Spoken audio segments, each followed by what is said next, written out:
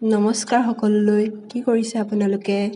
আজি ৰ'দটো দেখি ভাবিলোঁ আমকে খোৱা যাওক।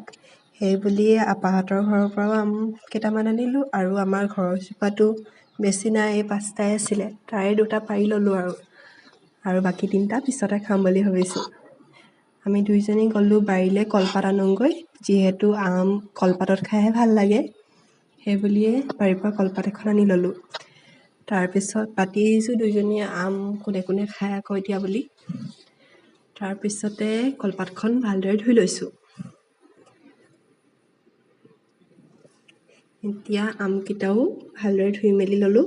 জলকীয়া আকৌ ঘৰৰে দেই, আপোনালোকক লাগিলে ক'ব। আম আকৌ আমি চকলিয়াই খোৱাতকৈ ৰুকি খাইহে ভাল পাওঁ। সেই বুলিয়ে পূৰা ৰুকিবলৈ লাগি গ'লোঁ। আম যিহেতু তাকৰ, সেইবাবে এইকণহে হ'ল আৰু, হ'লেও আমি খাবলৈ হ'ল।